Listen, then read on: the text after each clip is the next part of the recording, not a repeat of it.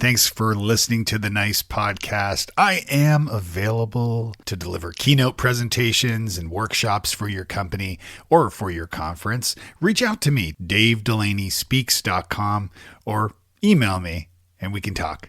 Now on with the show. Support for this show and all the others on the Marketing Podcast Network is provided by Memento. If you have your own podcast and you know that producing it is half the battle, promoting it is the other half. What if you could upload your episode, video or audio, and have AI pull out the best moments to use those in social media promotions? Well, you can with Memento. Upload the video or audio, review the recommended clips, click a couple of buttons, customize the colors and fonts, hit save. Instant Instagram Reels, YouTube Shorts, Facebook or LinkedIn posts, all with video or audio embedded for dynamic promotions that drive people to the episode. And the AI kicks out show notes and transcripts and even social media captions. All you have to do is review and post. Because you listen to this show, you can get a free trial of Memento to test it for yourself. Go to bit.ly/MementoMPN and sign up today. That's bit.ly, bit.ly/MementoMPN. Being memorable really hinges on understanding how forgetting works in your audience. The research shows that an hour after your presentation, they've forgotten 50% of it, which is so sad for us. A week after our presentation, they've forgotten 90%. And we don't get to choose the 10%. And the only way that you can mess with that forgetting curve is by creating emotional peaks in the audience when you're delivering the material. And emotion is directly tied to our memory. Nice. Nice. Nice. Nice. Nice. Nice. Nice. Nice with Dave Delaney. Today's episode is brought to you by Active Campaign. Are you looking for a way to grow your business? Probably, right? Aren't we all? Well, if so, you need to check out Active Campaign. This is a powerful marketing automation platform, and it can help you increase your sales, improve your customer service, and build stronger relationships with your customers. So with Active Campaign, you can create and send email campaigns, you can manage your leads and your customers, create landing pages, and you can set up automated workflows and then track the results, all in one approachable platform. It's no wonder that Active Campaign has over 10,000 five-star reviews on G2 from their happy customers. For example, Preview Me is a B2B software company that uses Active Campaign to send their prospective customers highly visual and personalized emails as they progress through those CRM stages, like completing a demo, which has increased their click-through rates 96% while reducing 50% of their admin time sending one-off emails. Or maybe you're a consumer brand. Is marketing automation for you? You bet. The Museum of Science and Industry in Chicago integrates Salesforce with Active Campaign to automate a thank you email to those who visit the museum. And in doing so, shares a form to gather their feedback. Then that automatically triggers follow-up messages based on the feedback they receive, including returning to the museum for another visit. So if you're serious about growing your business, then you need to check out Active Campaign. Try it today for free and see how it can help you achieve your goals. And for a limited time, Active Campaign is offering our listeners a chance to double your contacts for free when you sign up at activecampaign.com/activate. This means that if your email list has 10,000 contacts, you only need to pay for 5,000, or you can pay for the 1,000 and get an extra 1,000 totally free. So let me tell you, additional contacts are like gold within Active Campaign, because once you start engaging all those contacts in a personalized way at scale, your subscriber numbers will start to grow dramatically. And it's really easy to hit your contact threshold and therefore not be able to add potential new customers to your list. Now, doubling your contacts gives you a way to get started and not worry about hitting that threshold right away. So go to activecampaign.com/activate and sign up today. Welcome to Nice, a podcast all about communication, collaboration, and becoming better leaders. I'm your host, Dave Delaney from Futureforth.com, where we help you retain talent, improve culture and communication, so you have happier, more connected teams. Today, I'm speaking with Diana Kander. Diana is a serial entrepreneur who entered the U.S. as a refugee from Ukraine at the age of 8. And today, she's an innovation consultant, a keynote speaker, and a New York Times best-selling author. Diana, welcome to Nice. Thank you so much, Dave. Yes, it's awesome to have you here. I always like to start these things with the same question, which is, what is the nicest thing someone has done for you recently? Oh, well, it's funny that you should ask that, Dave, because I came here with a present for you. Ah, Something nice, maybe. Okay. I don't know. I made you a personal jingle. nice. Would you like to hear it? I would love to hear it. All right. It's the Eye of Delaney, it's the thrill of his speech, rising up to the challenge of our conference. And the nice method speaker takes the stage with his might, and he's watching us all with the Eye of Delaney. Oh my God, that was incredible. Do you love it? That is the nicest thing I've ever had. That is amazing. You have to send me the MP3 so I can Of course. add that. Thank you so much. That's great. I love that. Yeah. Who was your, was that your hubby, your co-singer there?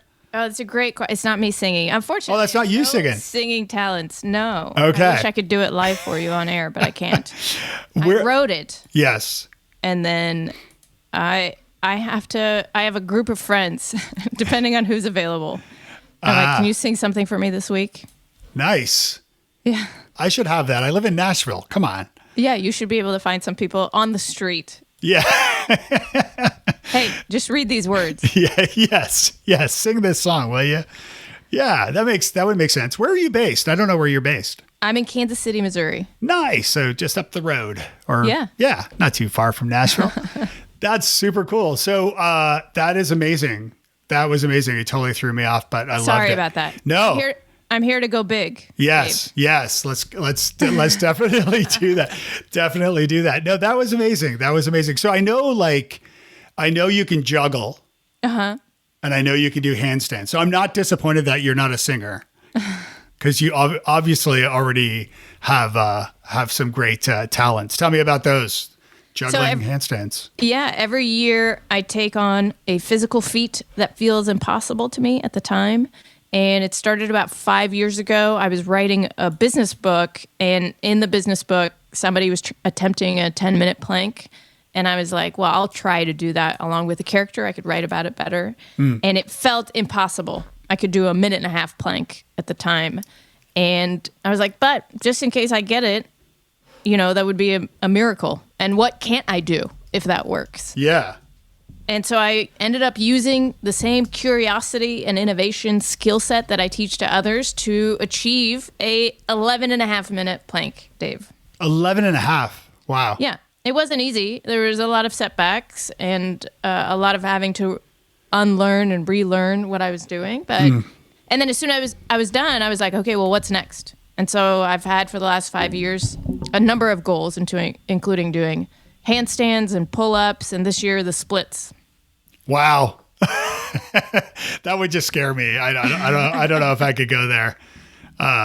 How's it coming along? Are you doing well with it? Are you able to do it? It's going really well. I mean, It's amazing what human beings can do. I'm over 40, and I was like, I've never done the splits in my life. I could barely sit in a straddle. At our kids' like gymnastics classes, I can barely sit with them as all the parents sit. Yeah. But I can do it now, and it's amazing what you can do when you dedicate some time to it. Does this come from the Curiosity Muscle? That's your first book? That was my second book, but yeah. But it's about how to unlearn what you think you need to get to these impossible goals and really uncover blind spots that you might have about them to unlock all this growth that's possible. Are you sharing what you're learning along the way somewhere on your blog? Yeah, I share updates on my Instagram feed. It's too much content for LinkedIn, I feel like, to post a lot of physical feats. Yes. But yeah, I try to, at least I very much document my failures and at the very beginning when it looks terrible, Yeah. Yeah. Well, let's talk about failure, because not to say that leading it with this is terrible, but stand-up comedy. Let's talk about stand-up comedy, and I will talk about my own failures with it. That's what I was getting at, not you. But you've been doing stand-up comedy. How long have you been doing that? I mean, I've done it one time, Dave. Only one time? I've been wanting to do it since I was 17 years old. And somebody finally created a safe place for me to do it. It was a sold out show, 260 women in the audience. And I was like, this will be my debut. And I did a 6-minute set, and it was very well received. I just signed up to do another one in September. Interesting. I turned 50 last year, and so I decided finally to do stand up. And so I did 6 open mics in 6 weeks, 4-minute sets, and learned a lot about stand up. I mean, it's not completely new to me. I've been studying comedians and performance and speakers, of course, through my whole life. But this was my first, and I've performed and studied improv comedy over the years many times, but it was my first time going into stand up. What brought you into doing stand up? Was it tell me a little bit about what led you there. I think a lot of us speakers feel like we want to do it and wonder if we could, you know? It's just the ultimate to make people laugh is, and to do it at a very high, rapid rate, you know, is so intriguing. And in a way, I'm not saying it's easier than speaking, but when you're speaking, you have to be funny and you have to teach people like really valuable material. Yeah. And here you could just make fun of your spouse, which was most of my set. You can't do that in a keynote. So did you have like training at all? Like, tell me a little bit about how you prepared for this, because a big thing with stand-up comedy is in order to know what's going to work, you need to test material. And that's kind of what sort of, in theory, what open mics are for. But tell me about were you able to test your material or these? Yes. Yes. So, okay. You know, how you do anything is how you do everything. And preparation is the key to being a successful keynote speaker. And so I wrote my set and then I would perform it. I would Zoom individual people and be like, okay, here we go. And so that was my audience. I did that multiple times, and I did it twice with 2 comedians who then gave me feedback and ideas for other jokes and things that were boring. And so I workshopped it a lot before the actual stand-up. I like that you found a safe space to do it too, because my experiences with hitting open mics is, you know, because you're the new guy, you're stuck at the end of the night. They bump you to the end of the night when there's nobody there, or the audience are primarily comedians who don't care, or drunks in the back of the room just talking over you. So not the best experience. I mean, I did do well with it, and I did enjoy it, and I haven't given up on doing this. I intend to, but I think the idea. I have a friend who did like a one-woman show, which I thought was a pretty great idea as a way to perform with comedy and not have to rely on open mic sets. Yeah, I think the open mic venue is just not appropriate for me. I think when you have like a business and you're trying to test the product, you got to go to your target market. And, you know, people who are aspiring stand-up comedians were just not my audience. I am a mom who's been married, you know, for 20 years. And that's my comedy. It just wouldn't hit with them the same way it did with this audience of 260 women who were like me. Yeah, that's great. That's great. Well, you know, and that's certainly a big part of speaking, right? Is knowing your audience. Yeah, and where your content is going to resonate. You know, you don't get upset if it's not landing with certain audiences because it might not be for them. Yeah. I found after doing those 6 weeks of open mics, I had an hour keynote in Denver. I'm based, as I said, in Nashville. So, and I tell you, I wrote about it on a blog post that I was elated. I was like I was on a cloud when I was performing. I watched the video after and I'm like, man, I was killing it. Like everybody was in stitches laughing, but they were learning new things. And I always bring a lot of humor into my presentations to begin with. But to your point, you know, you're also teaching people things. It's not just a comedy show.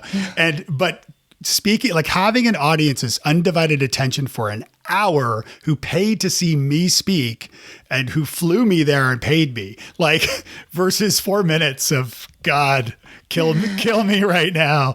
Man, it was awesome. So I do encourage other speakers listening to, experiment with stand-up because, man, it's a whole different thing. I mean, it certainly helps you think about material and inspires you to be funnier the rest of the time. Yeah. Have you learned about the laughs per minute, the way to measure your success as a comedian? Yes. LPM. I think Drew Tarvin taught me that. Yeah, I mean, I think about that concept all the time. It's got to be punchy. It's got to be fast. It's got to be surprising. That's amazing. So tell me a little bit about your new book, Go Big or Go Home. Clearly, you are doing that. 5 ways to create a customer experience that will close the deal. Yeah. So, this book is about how to be memorable when you're pitching ideas, pitching for business, especially when you really care about like this deal and winning. And it's all about how to establish trust and connection in a really fast amount of time. And you can do that by doing unique things. Like we give you 5 different ways to stand out and 5 tools you can apply to any presentation to make it memorable. And it works for keynotes. It works for business deals. It works. So tell me, share some of those, what those secret weapons are. Yeah. So it's all about, being memorable. Really hinges on understanding how forgetting works in your audience. So the research shows that an hour after your presentation, they've forgotten 50% of it, which is so sad for us. A week after our presentation, they've forgotten 90%. And we don't get to choose the 10% they remember. It's our shoes. It's like a funny tick that we had. It was the lunch that was served that day. Yeah. We don't get to pick. And the only way that you can mess with that forgetting curve is by creating emotional peaks in the audience when you're delivering the material. And emotion is directly tied to our memory. So if you think about your wedding day, you can remember the weather, you can remember every piece of that day because it was so special and emotional for you. Versus a month before your wedding day, you have no idea what happened, what the weather was like, what was going on. Because no emotion means nothing sticks in your memory. So we have these 5 tools, ways to create magic. The 5 tools spell out the word magic to create more memory. So let me open up the book here and I'll give you the 5 tools. They're really short. Make it surprising. A, analyze them on a deeper level. G, give the pitch in the right order. I, include 3D objects. And C, co-create together. So let's dig into those. So give me some examples from each section. Yeah, make it surprising is probably the most important one of all.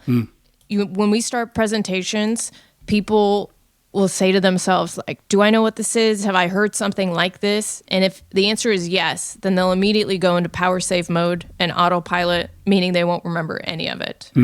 And so if we can add surprise and to let them know, hey, this is going to be a little bit different than anything else you've experienced, then they'll start paying attention.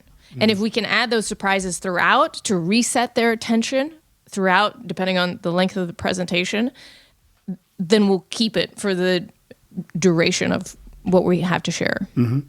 So surprise, I started today by bringing you a little jingle about you and the nice method. And that was a different way than any show has started. And maybe your audience is like, you know what? I'm going to pay attention a little bit harder this time. I don't know what else she has around the corner. Yeah. I mean, do you want me to go through each one? We don't have to go through each one of them, but let's talk about each one. Okay. Maybe just like one example. And getting back to that for just a sec about surprise and being memorable. It reminds me, I had a guest on a former podcast who sadly passed away, but I included her. Ronnie Bennett is her name, and she's on this show as well, so you can find her. And Ronnie was talking about, she had a website called Time Passes By, I believe. I think that was the name. But we talked a lot about time and slowing down time. And one way to slow time is to try new things. And the example she used also was like, and what you said reminded me of it, which is you don't remember every summer growing up. but you do remember like maybe this summer you had your first kiss or something like that. And that it's the old Don Henley Eagles, that line about summer and being the most memorable summer you ever had. But the idea is by having new experiences and trying new things, they slow time. And so your life doesn't race by when you're doing the same thing over and over and over again. I see synergies in what you're explaining as well, which I find really interesting. Well, let me ask you this as a speaker. One of the things we talk about in the book is the importance of the first 30 seconds that you have with the audience. And we call it the golden window, which is like really that's the amount of time that you have for them to decide whether they're going to pay attention. And so you don't want to go up there and thank all the organizers and talk about the weather or how much you like the city. So I'm curious what you try to do in that golden window time to let them know that it's going to be a different event. Support for this show and all the others on the Marketing Podcast Network is provided by Memento. If you have your own podcast and you know that producing it is half the battle, promoting it is the other half. What if you could upload your episode, video or audio, and have AI pull out the best moments to use those in social media promotions? Well, you can with Memento. Upload the video or audio, review the recommended clips, click a couple of buttons, customize the colors and fonts, hit save. Instant Instagram Reels, YouTube Shorts, Facebook or LinkedIn posts, all with video or audio embedded for dynamic promotions that drive people to the episode. And the AI kicks out show notes and transcripts and even social media captions. All you have to do is review and post. Because you listen to this show, you can get a free trial of Memento to test it for yourself. Go to bit.ly/MementoMPN and sign up today. That's bit.ly, bit.ly/MementoMPN. I do a couple different things. First of all, one thing I do is start it with a story. I get right into it. Today I'm going to tell you 3 things. I don't do that. I start with a story that's going to get their attention and it's going to be relevant to them.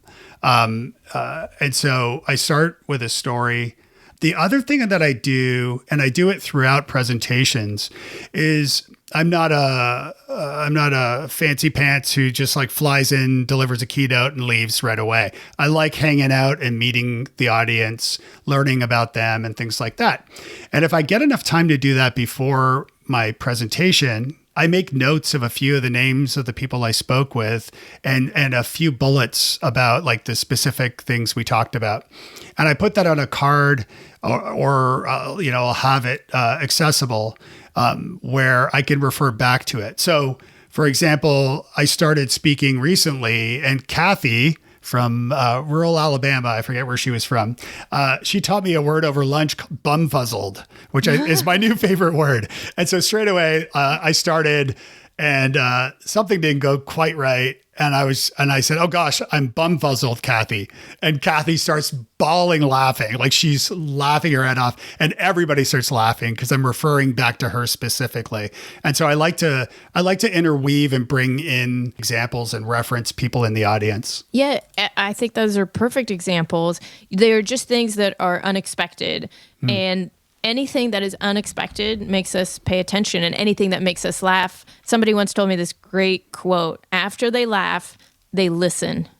And so if you can make people laugh in a speech, they will listen to the next part.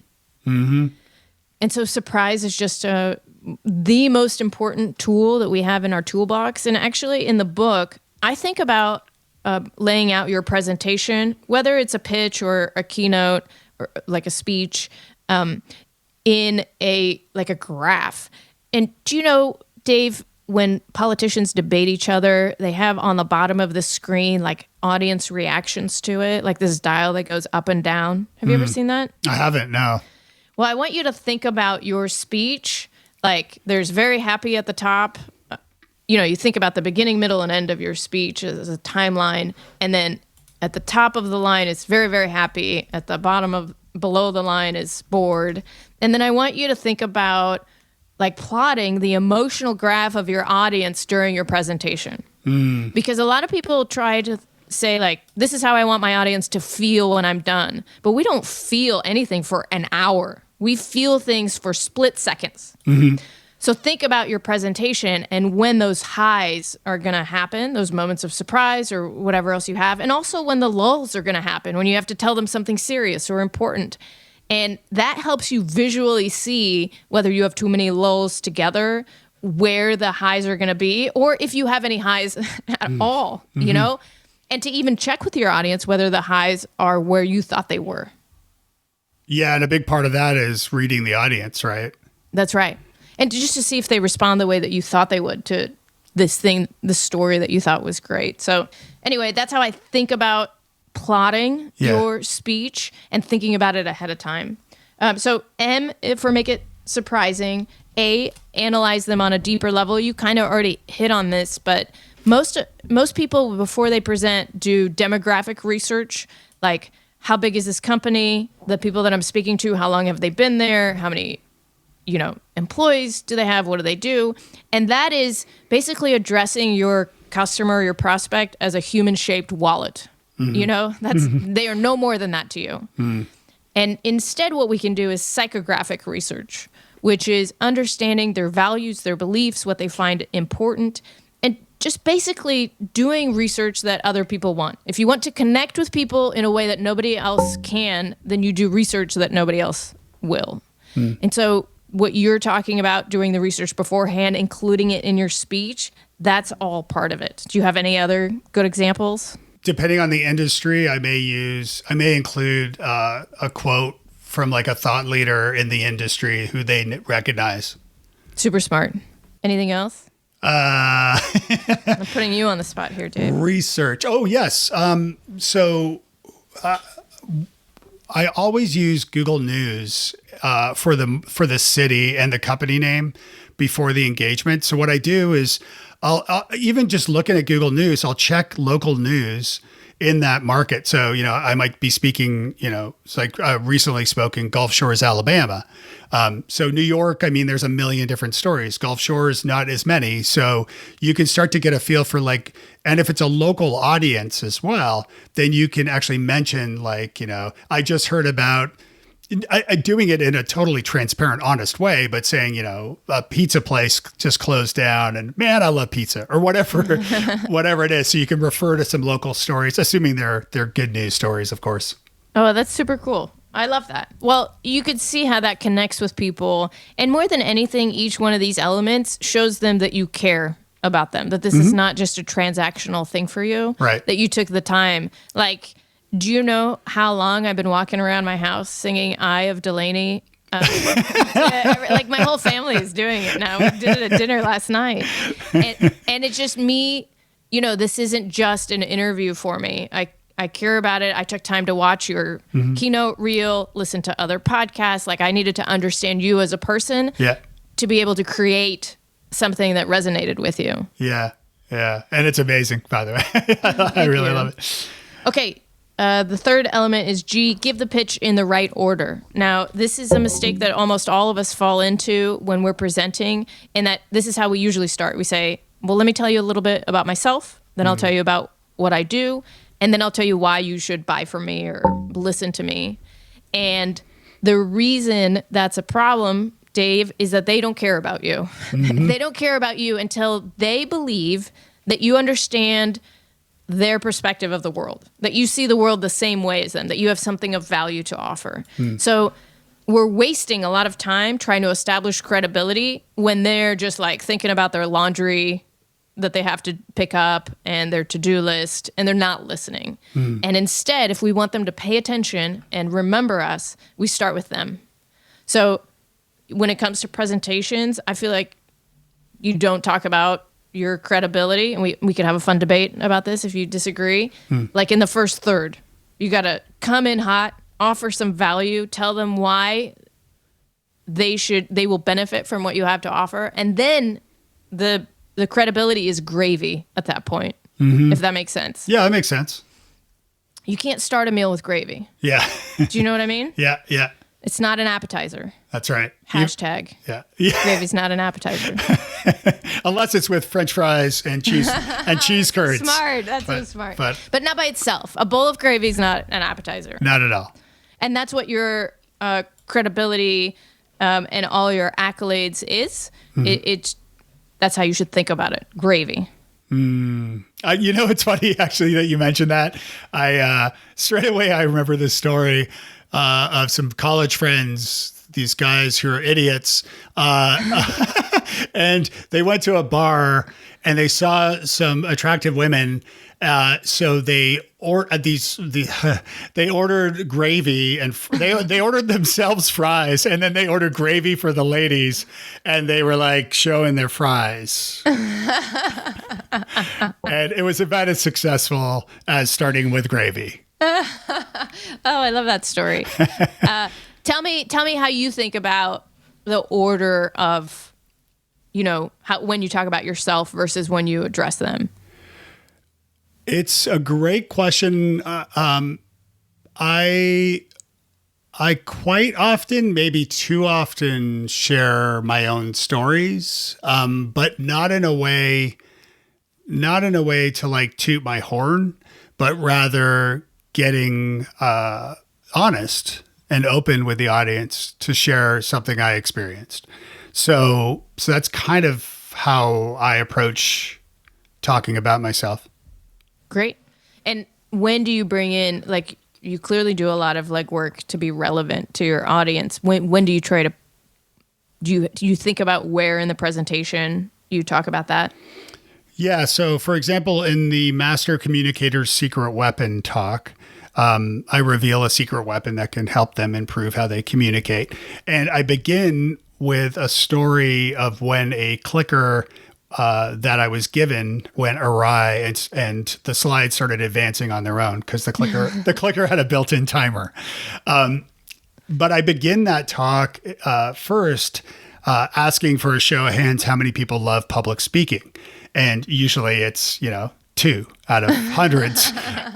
And then I might share a funny quote or some information about public speaking, like why people hate doing it. I think the Jerry Seinfeld quote about, that you'd rather be, that people would rather be, you'd rather be dead in the box than delivering a eulogy, according to the studies anyway. So I might mention that. But that's kind of how it sort of unfolds that way. So that way I know I want the audience. I'm going to share a horror story about speaking and when it went wrong, but I want the audience to feel that emotion. And by starting with asking them that question, I've got them thinking about delivering a presentation, and that helps to then hammer in why what happened to me was just horrible.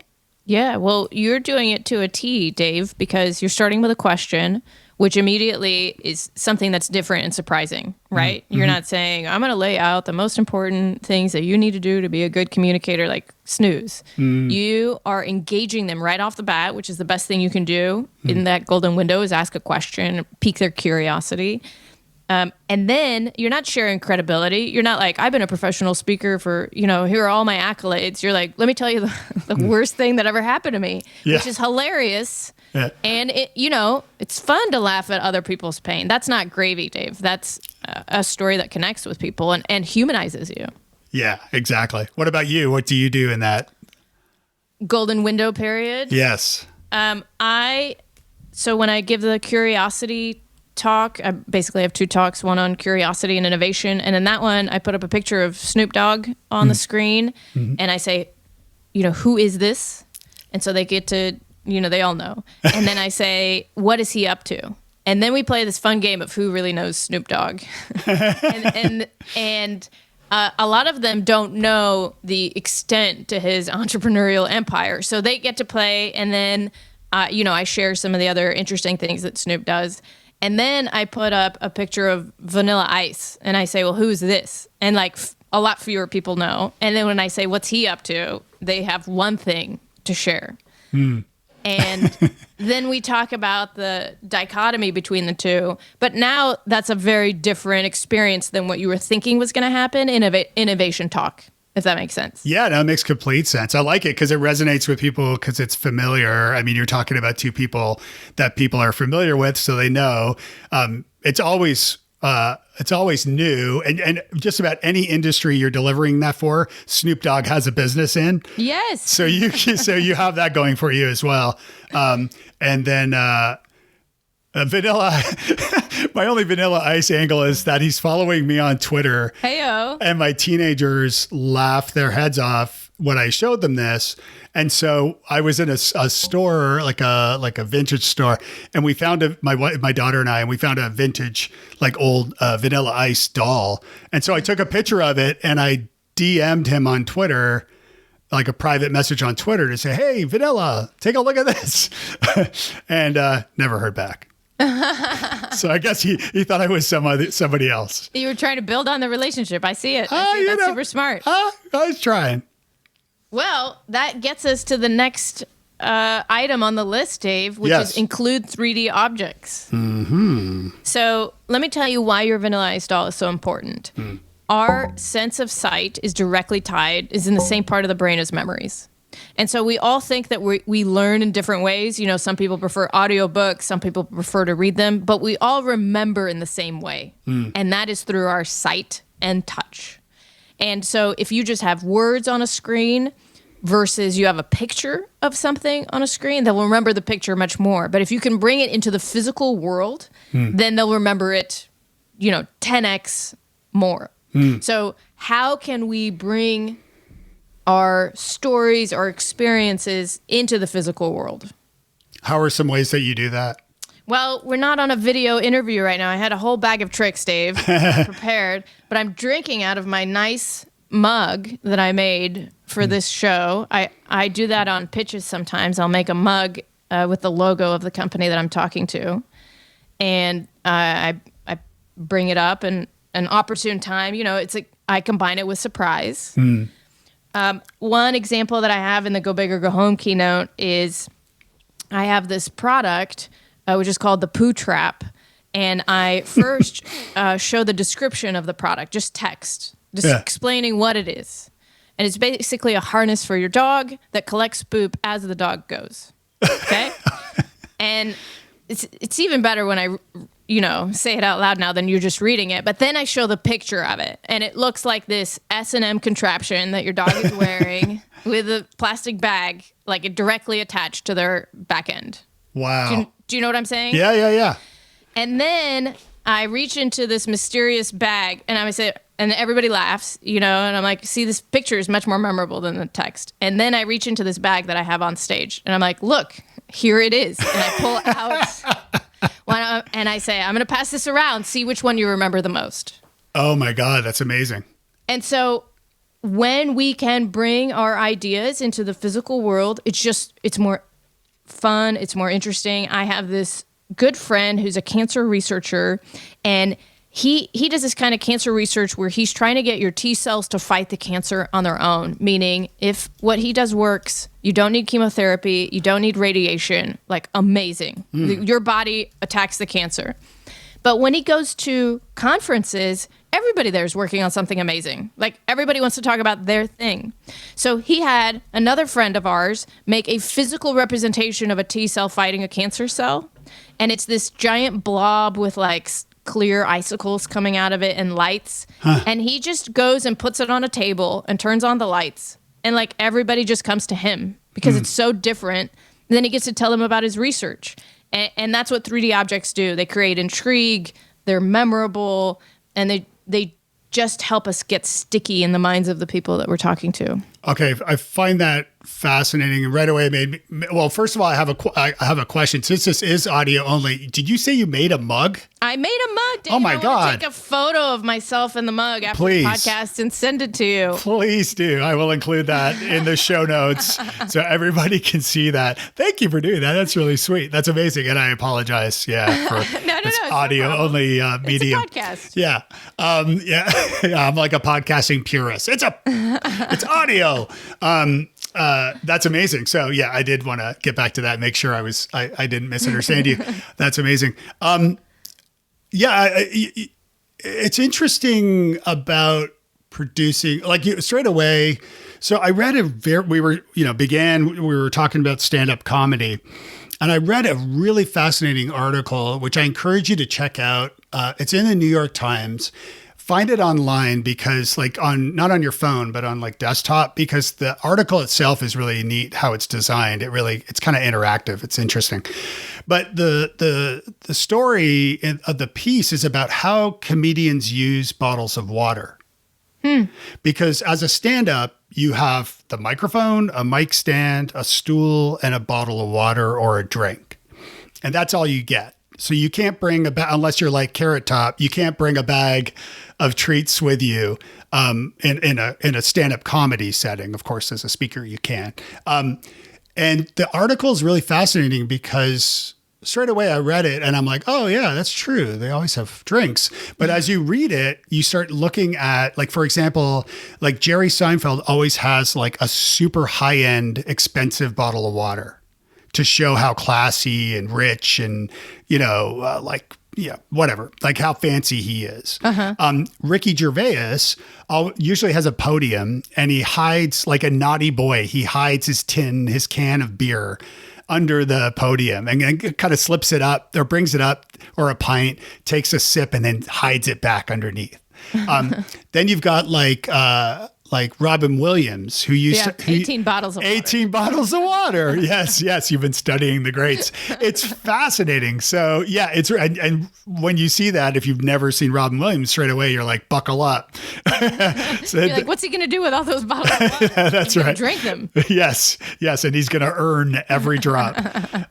So yeah, it's pretty fascinating. I'm trying to think, like, I haven't really experimented with that. I do use my clicker in that story, but of course I don't do too much with it in your example. The only thing that I do, I said do, and I'm really immature.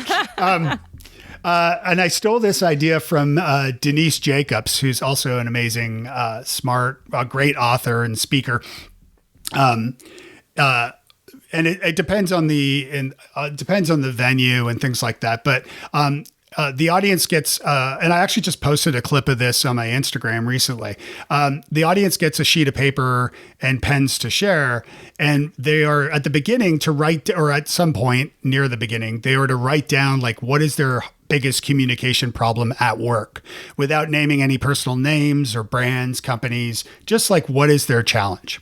And at the end of the talk, I have what I call the communication challenge, which is everybody crumples up the paper into balls and then they throw them into in front of them. And I usually film it with my phone in slow motion for extra added effect. And so it looks great because you've got hundreds of people whipping these paper balls. But then, so part of that Q&A part, people in the audience will start to open them up and read what they are. And then I will talk about how you can address that communication problem with my secret weapon. Oh, that's so smart. And so it makes it really engaging and tons of fun because everybody's whipping these pieces of paper. And then I guess the cleaners are probably not thrilled. Well, that's exactly it, Dave. I want people who read this book, especially in this section, I don't want them to ever enter a room without a three-dimensional object again, like a room where they're trying to close a deal or make a pitch. I want them to think about that, like, what's my 3D thing? I've now, as a side project, like, help people get jobs, like close their job interviews. And that's how I want people thinking. Like, what is my three-dimensional object that represents who I am and what I stand for, or part of my presentation that I can leave in their hands so that it continues to make the presentation for me after I'm done. I like it. Yeah, actually, I early, or not that early, but a number of years ago anyway, I was speaking with another keynote speaker friend. And I didn't know him very well, but I was speaking with him and he was giving me some advice, and he really helped me with a bunch of different things. And in his book, he talked about how he loves Diet Coke and barbecue chips. And he's Canadian. So So, and I'm in the South where there's tons of different barbecue chips. So I ordered a Diet Coke personalized with his name on it from Coke, which you can do online. And then I ordered that for myself, got that, and then put it in a box with a bunch of chips and sent it with a thank you card. So not quite the same as in the speaking, from stage. That's exactly it. Like when we send people gifts and you just wanted to have a better relationship with him. Well, I mean, I appreciated all the advice and feedback that he gave me. So, yeah, I mean, ultimately, sure, yeah. Yeah, and that's a genius move. There's a whole section on giving gifts. We interviewed John Rulin, who's, the chief giftologist. He's very good at how to give thoughtful gifts to people. Mm-hmm. And again, it follows this authenticity and connection plan that we set up in the book on how to create more magic in your relationship. So, yeah, I actually have a note on my phone. I don't do it all the time, but when I do read a fair amount of nonfiction, like business type books. And if the author mentions like a brand or a product or something they love, or even like a model of a car or whatever, I'll make a note of that in my phone so that, if we're meeting up somewhere, I'll make sure to try to buy something that fits, that will surprise them ahead of time. Yeah. So, yeah, I don't do it enough, but I do have this long note. I need to get out more. Well, that is analyzing them on a deeper level, Dave. You're a magician. You didn't even know it. What about the C? C is co-create together. And we have this really interesting research. This woman followed a bunch of Hollywood executives around who were being pitched all day long, as well as CEOs. So people that are receiving a high volume of presentations, and which ones were successful. And when you're receiving a lot of presentations, you stop really listening to what people are saying, and you want to immediately put them into some kind of a box. Like, oh, this is this kind of a pitch. This is that kind of a pitch. And as soon as you get into a box, it's hard to get a deal because it mushes with everything else and not even listening to what you're saying. So the ones that had the most success are the ones that had chunks of the presentation set aside for co-creation. And there's this great Oliver Stone quote in the book that co-creation is an act of seduction. And that's really how I think about it. When you can make space for the audience or the other person in a pitch to give you opportunities to say yes and... it's a different way to play that game. Yeah. Then you can create something really special together. It's interesting, and tapping the yes and, of course, as an improviser myself, that's a big and it's actually a big part of some of the stuff that I talk about and teach others. Tell me a little bit about getting to the pitch. So, like your books, it really does a good job at giving you great ways to, everything we've talked about here to really be impactful and memorable, and ultimately, hopefully accomplish what we've set out to do. Tell me a little bit about like leading up to that, maybe some strategies or tips in getting in front of the prospect to pitch whatever it is that you're pitching. Yeah, I really think that this book is a book on how to close the deal. Like if you think about the funnel of, getting their attention and interest, I do think about this book that it serves its main purpose for you're one of three, and here's how you stand out. Yeah. But I do think that you can use these tools to get people's attention. I share this story. I have a patented move I call stalk and awe that I share in the book of how to get a meeting with whoever you want to get a meeting with. And I was an entrepreneur for a whole decade. And I read about this big program where the local foundation was helping companies go from 0 to 100 million in revenue in 3 years.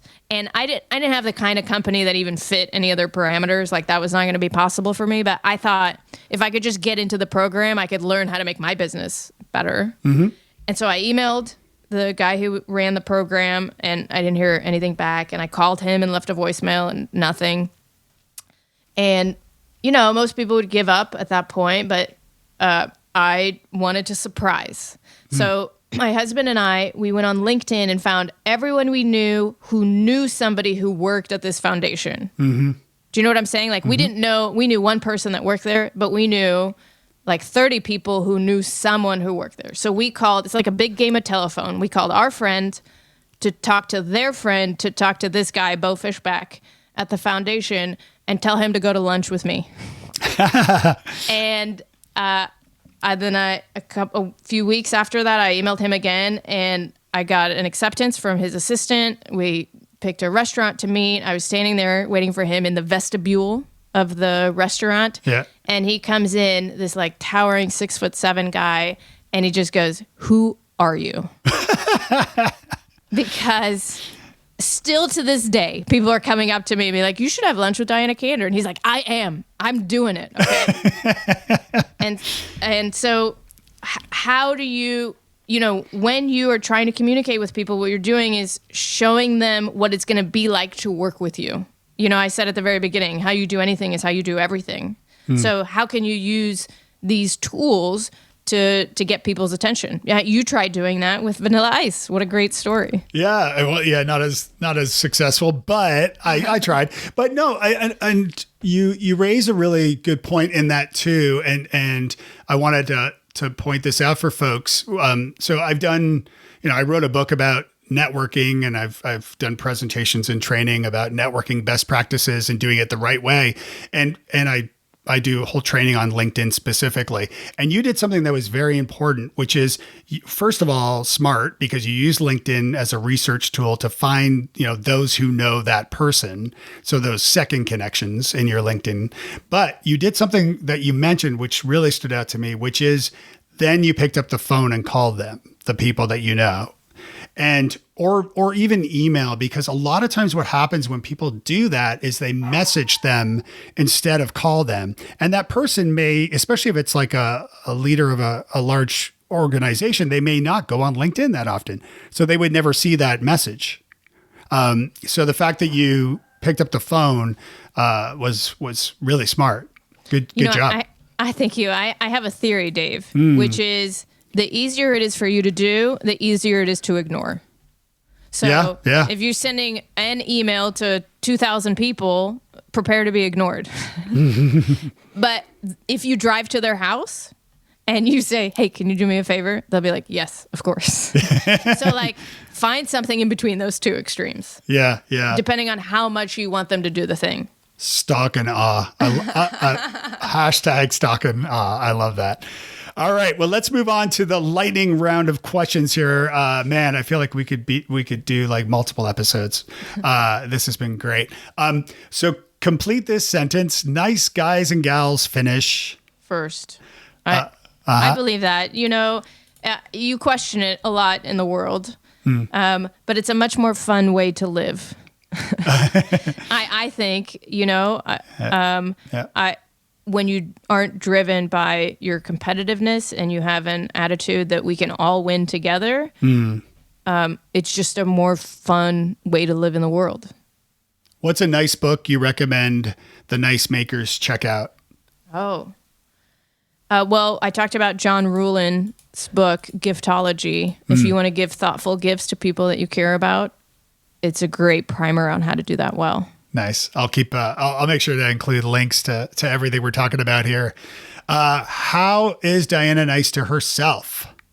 Oh, it's a great question. I am very nice to myself, and it starts every morning when I start my day with a gratitude practice in which I watch this TEDx on the science of like how to do gratitude in the morning. So I think of 3 specific people each morning, and I thank them for whatever I'm grateful for. Then I think of somebody who's no longer with us, and I find something to thank them for. And then I think of me, a prior version of me, and I thank myself for a decision that I did or a strength that I had in a difficult moment. And so it's a real fun game of scrolling through all your memory banks to find moments each morning.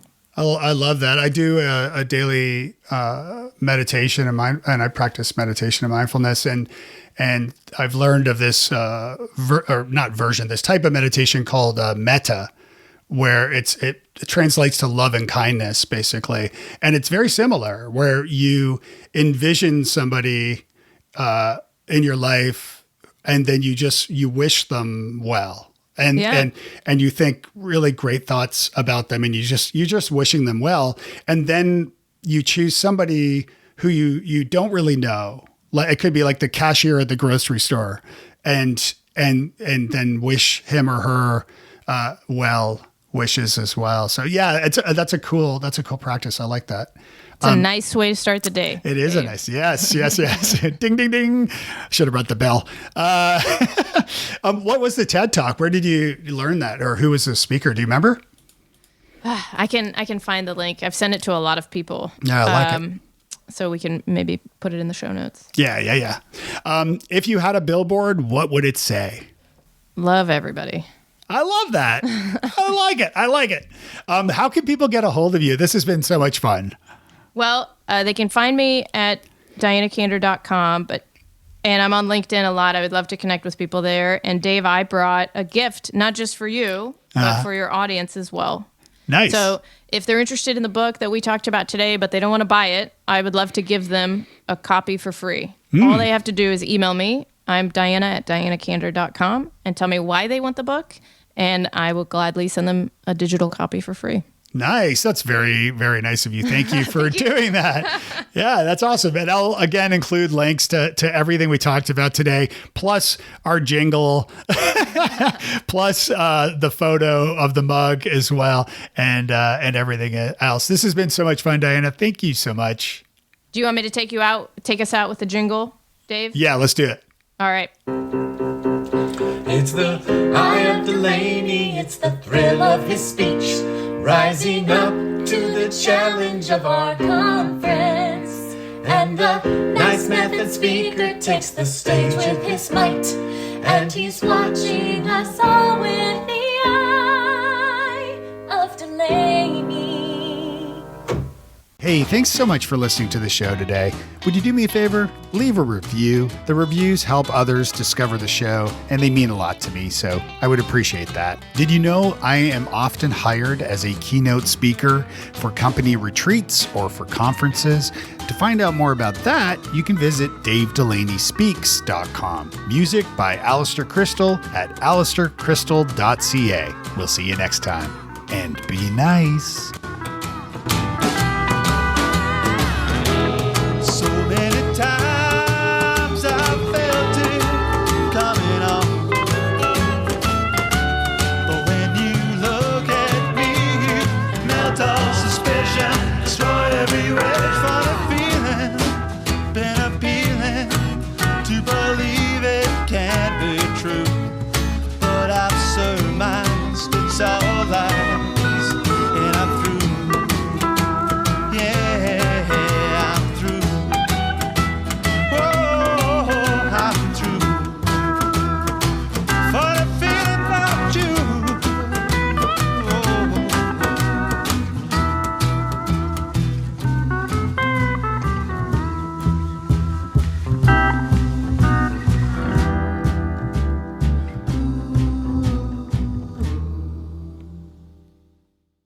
You may know you're listening to this show along the Marketing Podcast Network, but did you know there are other great shows on MPN to help your business? Christy Smallwood hosts a great podcast called Small Business Success Talk. Christy, tell us what these fine folks will get out of listening. Well, you get the feeling of not being alone in building a small business. My guests have shared their success stories, their biggest challenges, their best practices, the passion for what they do, and what success really means for them. It's a mix of mindset, heart, and how-tos for the small business community to learn from each other. Awesome. Where can people subscribe? You can go to smallbusinesssuccesstalk.biz, or you can find the show at marketingpodcasts.net, or you can search for Small Business Success Talk wherever you get your podcasts. You heard her. Go subscribe.